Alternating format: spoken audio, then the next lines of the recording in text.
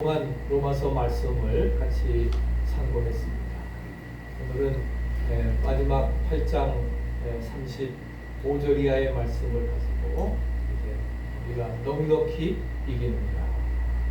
로마서 8장은 반지의 그 성경 66권 중에 가장 중요한 한 권이고 우리의 구원을 말씀해주고, 그 중에도 8장은 정말 다이아몬드와 같이 보석에서 가장 중요한 부분이라고 말씀을 드렸습니다. 누가 우리를 그리스도의 사랑에서 끊을 것입니까? 고난이 닥쳐온다 할지라도 하나님의 사랑은 결코 끊어지지 않습니다. 믿으십니까? 그 사랑 때문에 어떤 고난 속에서도 또 죽음이 찾아와도 우리는 넉넉히 이길 수 있습니다. 그리스도인들은 승리의 삶으로 부름받았음을 확신하시고, 어려운 상황이지만 우리가 믿음으로, 세상이 감당치 못하는 믿음, 세상을 이기는 믿음으로 승리하시기를 축복합니다. 오늘 로마서 8장 35절 이하의 말씀은 제가 가장 즐겨하는, 좋아하는 말씀 중에 하나이고, 또 성경에서 가장 중요한 말씀 중에 하나인 것입니다. 그래서 로마서 5장부터 8장까지 예수 그리스도의 은혜로 의롭다 하심을 받은 사람들의 삶의 모습을 기록한 바울은 결론적인 그러한 선언을 오늘 35절 이하의 말씀을 해주고 있습니다.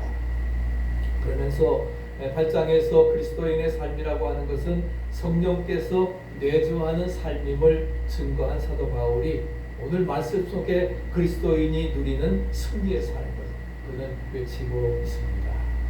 누가 우리를 그리스도의 사랑에서 끊을 것인가?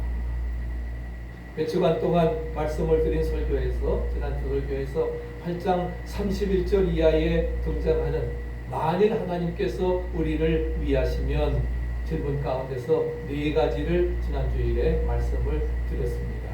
첫째는 8장 31절 이하에 만일 하나님이 우리를 위하시면 누가 우리를 대적할 것이냐?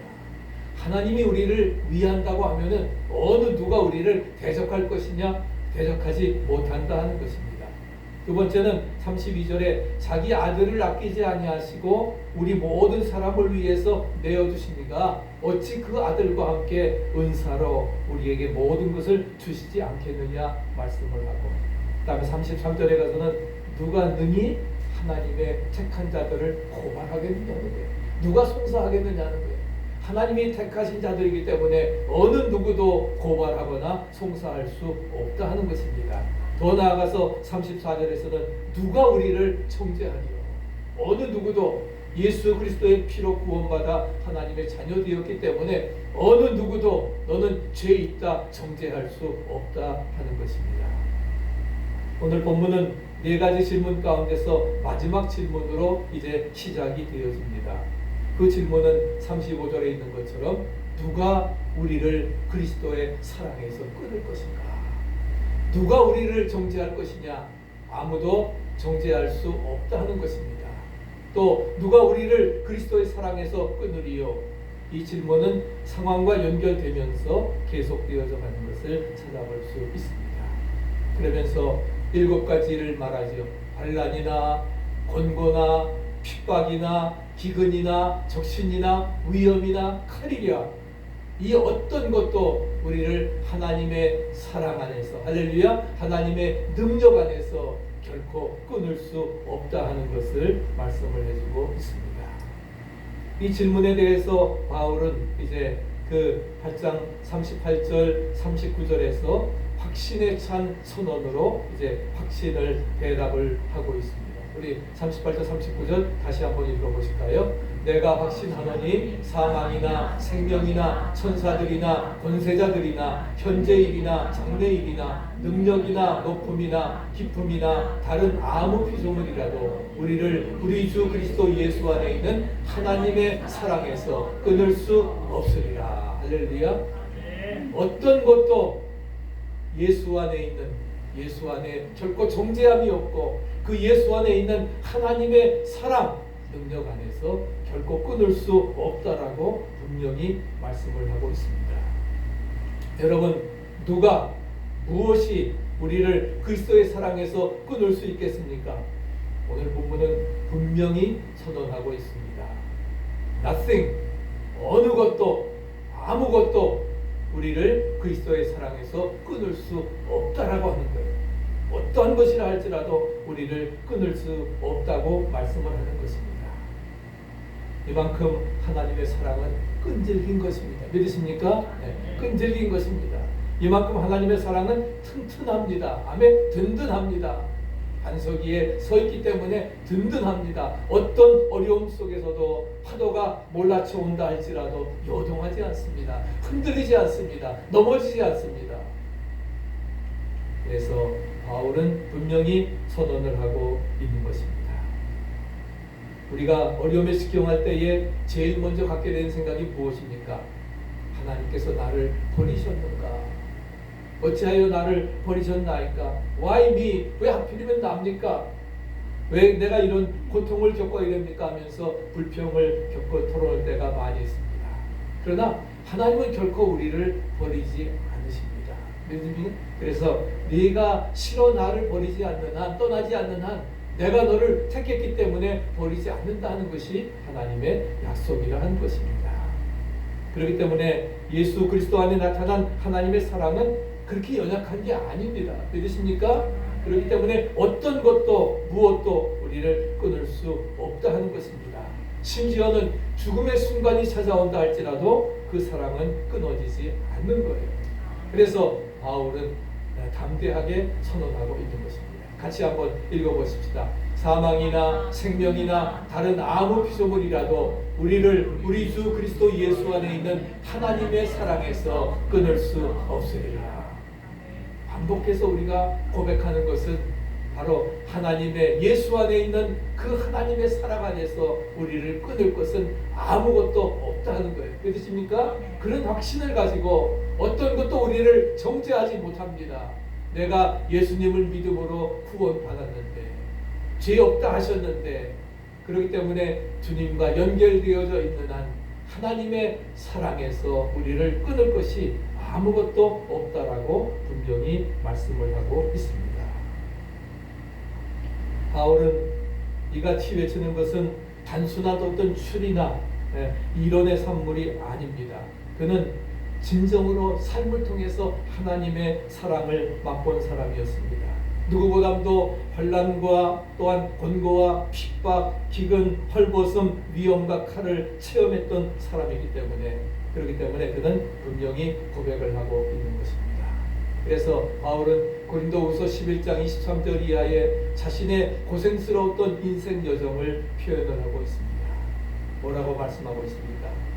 내가 수고를 넘치도록 하고 옥에 갇히기도 하고 매도 수없이 맞고 여러 번 죽을 뻔하였으니 유대인들에게 40의 감한 매를 5번 맞았고 태장으로 맞고 돌로 맞아 죽을 뻔했고 3번 파손하는데 일주일을 깊은 밤 가운데 지냈고 여러 번 여행의 강의 위험, 강도의 위험, 동족의 위험, 이방인의 위험, 시내의 위험, 광야의 위험, 바다의 위험, 거짓 형제 중에 위험을 당하고 또 수고하고 애쓰고 여러 번 자지도 못하고 줄이며 목마르고 여러 번 굶고 헐벗었다고 그는 분명히 고백을 하고 있는 것입니다.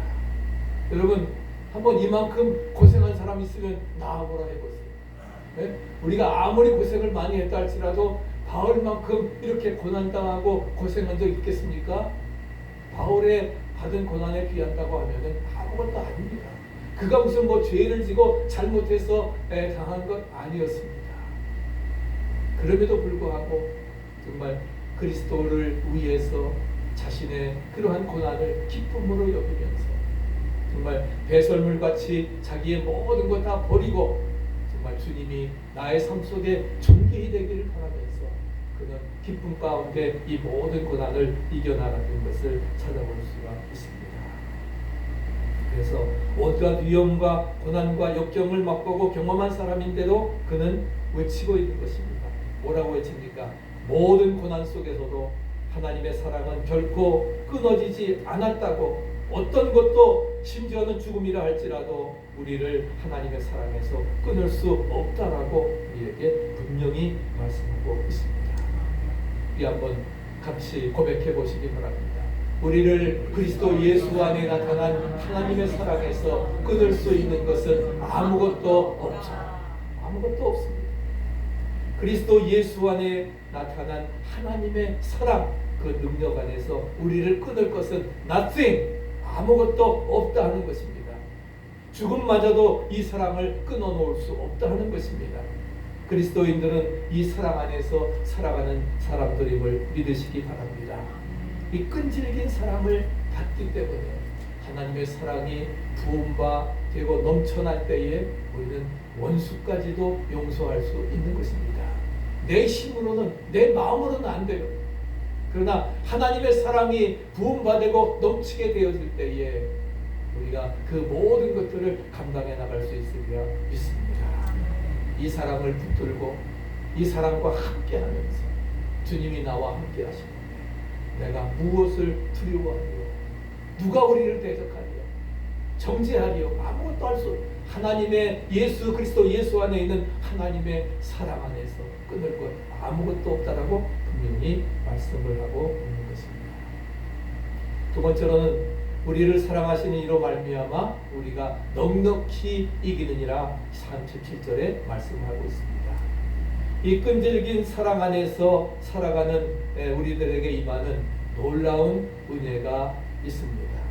놀라운 특권이 있습니다. 그 은혜를 37절에 이렇게 선언하고 있습니다. 같이 한번 읽어보실까요? 그러나 이 모든 일에 우리를 사랑하시는 이로 말미암아 넉넉히 이기느니라. 아멘. 우리를 사랑하시는 이로 말미암아 이 모든 일에 아무리 어렵다 할지라도 우리 이 모든 어려운 상황이 있지만 우리를 사랑하시는 하나님이 있기 때문에 하나님의 능력이 나와 함께 하시기 때문에 내게 능력 주시는 자 안에서 그 사랑하시는 말미암아 우리는 넉넉히 이런 모든 것들을 이겨나갈 수 있으리라 믿습니다. 아멘. 그런 믿음을 가지고 우리가 넉넉히 이깁니다. 그렇습니다. 우리는 어떤 고난, 역경, 실패, 죽음에서도 우리는 넉넉히 이길 수가 있습니다. 왜? 승리의 백성들로 부르심을 받았기 때문입니다. 그런 믿음을 가지고 우리는 살아가야 될 것입니다. 그렇기 때문에 우리 그리스도인들은 한계가 없습니다. 아멘. 무한한 승리. 그래서 무한한 승리의 삶으로 부름받았음을 우리가 믿어야 할 것입니다. 그렇기 때문에 우리가 넉넉히 이길 수 있는 것은 고난과 역경, 죽음 앞에서도 끊어지지 않는 끈질긴 사랑으로 인해서 우리를 붙들어 주시는 하나님의 사랑 때문입니다. 하나님이 세상을 이처럼 사랑하사 독생자를 주셨고 누구든지 저를 믿는 자마다 멸망치 않고 영생을 얻게 하시는 아름다운 역사로 우리를 인도해 주시리라 믿습니다. 그래서 그 사람 때문에 우리는 모든 것 이겨나가는 것입니다. 그 사람 때문에 이길 수 있는 겁니다. 사람 때문에 우리는 승리의 삶을 살아가는 것입니다. 우리의 능력, 힘이 아니라 하는 거예요. 바로 하나님의 사랑, 우리와 함께 하시는, 붙들어 주시는. 그렇기 때문에 우리는 그러한 그 삶, 그러나 하나님께서 우리에게 주신 승리라고 하는 것은 우리에게 훨씬 넓고 깊은 차원을 가지게 되는 것입니다. 그것은 바로 우리의 문제를 풀어주시는 것으로 승리를 거두게 해줄 수 있습니다. 앞에 말씀드린 것처럼 문제가 해결되는 거예요. 풀리지 않던 문제였지만 하나님의 은혜로 해결되는 것입니다. 은혜로다, 축복이로다. 네? 하나님의 은혜로 너희가 그 은혜를 인하여 믿음으로 말미암아 구원받는 것처럼 전적인 선제적인 하나님의 은총입니다. 은혜를 통해서 이루어지는 거예요. 네? 그레이스, 은혜라고 하는 단어보다 더 좋은 단어가 없습니다. 우리가 믿음을 또한 그래서 셀베이션 구원을 얻고 그것이 전적인 하나님의 은혜입니다. 그래서 우리는 축복과 영생을 얻게 되어지는 것입니다. 그것만이 하나님께서 주시는 승리의 모습이라는 거예요. 두 번째로는 주님께서 고난을 보는 주님께서 주시는 승리는 고난과 문제는 우리에게 그대로 있지만 고난을 보는 우리의 눈을 변화시켜 주심으로 말미암아 우리로 하여금 승리를 거두게 하십니다. 마찬가지로 우리의 삶에서도 우리의 고난과 문제, 우리 상황 변하지 않습니다. 상황과 환경은 그대로 있지만 그러나 뭐예요? 믿음의 사람들은 뭐예요? 이 상황을, 이 고난을 고난으로 보는 것이 아닙니다. 있습니까? 변장된 축복으로 보는 겁니다. 하나님이 나와 함께 하실 때에 이 고난은 뭐예요? 축복으로 바꾸어진다. 있습니까? 그런 고난을 보는 우리의 눈을 변화시켜 주시기 때문에 우리는 승리를 거두게 해 주신다는 겁니다. 어제까지 무의미하게 느꼈던 고난이 새로운 의미를 가지고 우리에게 다가오게 되는 것입니다. 우리의 인생길에서 부딪히는 고난 속에서 고난이 지닌 의미를 깨닫게 되어지면은 그 고난의 가시는 이미 뽑혀지고 만 것입니다. 우리의 삶 속에 정말 그 승리를 거두게 하시리라 믿습니다. 세 번째는 하나님의 사랑 안에서 임하는 승리의 모습이 있습니다. 그것은 고난은, 아픔은 그대로 있습니다. 그러나 그것을 이길 수 있는 힘을 주시기 때문에 우리로 하여금 승리케 하신다고 하는 사실입니다. 비록 문제가 그대로 있지만 하박국이 말하는 것처럼 무화과 나무에 열매가 없고 우리의 양이 없고 외양간에 소가 없을지라도 구원의 하나님을 찬양하며 기뻐하리라. 할렐루야. 우리의 상황이 없다 할지라도 구원받은 그 기쁨, 감격 가운데 살아간다고 하면은 그 어려운 상황이 축복으로 변화되어지리라 믿습니다. 어려움 속에서도 감사할 수 있는 겁니다. 찬양할 수 있습니다. 실패한 사람이 성공하는 것만이 기적이 아니라고 하는 사실입니다. 실패 속에서도 찬양할 수 있다고 하는 게 기적입니다. 아멘. 그런 믿음을 가지고 오늘 부르는 말 찬양처럼 그렇게 우리가 이루어 나가야 될 것입니다. 제가 며칠 동안 칼럼에 실었지만은 정말 임순자 씨처럼 휠체어에 앉아서 살아가는 사람이 벌떡 일어나서 걷게 되는 것만이 기적이 아닙니다. 휠체어 속에 살아가지만 그럼에도 불구하고 정말 자기를 도와주는, 자기를 위해 희생하는 그 남편이 있기 때문에 그 남편을 통해서 진정한 행복을 느끼게 되고, 암으로 고생하는 사람이 기적적으로 낫는 것만 승리가 아닙니다. 암에서 빼앗기지 않는 기쁨과 감사를 안고 남은 세월을 살아가는 게 기적이고 승리임을 믿으시기 바랍니다. 고난 속에서 하나님의 윤례를 배웠습니다. 그런 믿음을 가지고 살아가는 겁니다. 네 번째는 하나님께서 우리에게 주시는 승리의 길이 있습니다. 그 승리의 길은 뭐냐? 그것은 바로 뭐예요? 죽을 수 있다고 하는 것입니다. 이 땅에서의 생명이 끝날 수 있습니다. 그러나 그리스도의 사람들에게는 죽음이 패배가 아닙니다. 죽음이 종착역이 아니라 하는 거예요. 죽음은, 또 잘 보세요. 죽음은 새로운 생명의 시작입니다. 아멘. 죽어야, 그래서 예수님도 십자가를 통해서 죽어야 사흘 만에 부활이 있는 겁니다. 죽어야 부활이 있는 거지. 죽지 않는데 무슨 부활이 있습니까? 죽음은 새로운 생명의 시작입니다. 영원한 세계에 들어가는 입구입니다. 아멘. 안 믿는 사람에게는 지옥이지만 우리 믿는 사람에게는 뭐예요? 천국의 새로운 삶의 시작임을 믿으시기 바랍니다. 아멘. 그런 소망을 가지고, 그런 믿음을 가지고 우리가 살아가야 되는 것입니다. 이 땅 위에서의 삶이 전부이면 죽음은 종말일 수 있습니다. 어떻게든 사는 것이 승리이고 죽는 것은 패배일 수 있지만 죽음 너머에 영원한 세계가 있다고 하면은 그것은 뭐예요? It's a different story입니다. 다른 이야기입니다.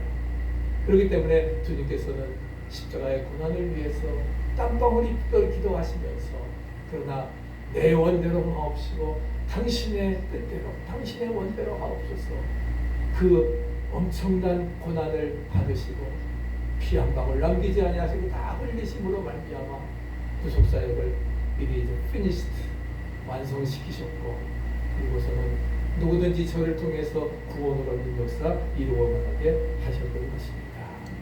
그렇기 때문에 우리는 정말 나는 부활이요 생명이니 나를 믿는 자는 죽어도 살겠고, 할렐루야, 무릇 살아서 나를 믿는 자는 영원히 죽지 아니하리라. 할렐루야. 약속하십니다. 무릇 살아서 나를 믿는 자는 영원히 죽지 아니하리라.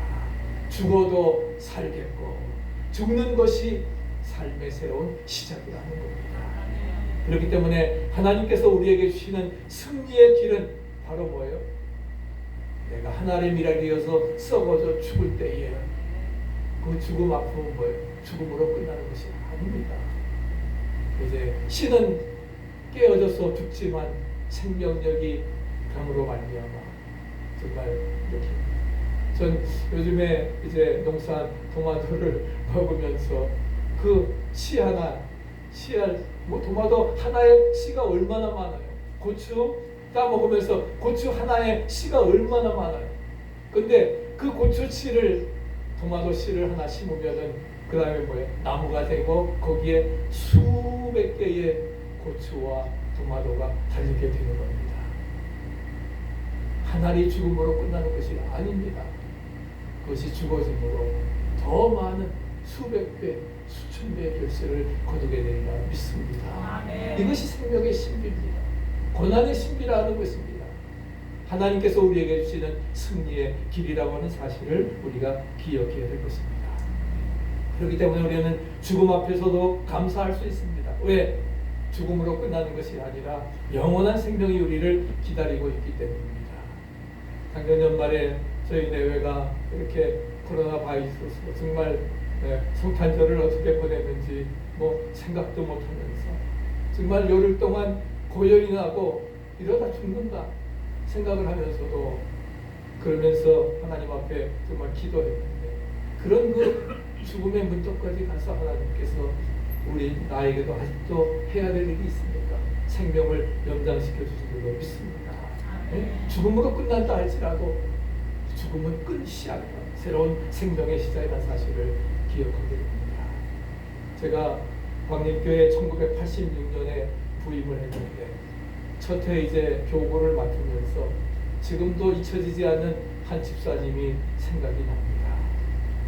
강북 지역에 가난하게 사시던 그런 집사님이신데 남편을 일찍 여의고 4대 독자인 아들을 키워서 이제 결혼을 시켜가지고 손자까지 보았습니다. 오순도순 사는데 심장 판막증의 병이 생겼습니다. 어려운 형편에도 아들 내외가 그 당시에 1,000만 원을 준비를 해서 만불을 준비해서 수술을 하도록 그렇게 했습니다. 그런데 그분이 수술을 거부하고 퇴원했습니다.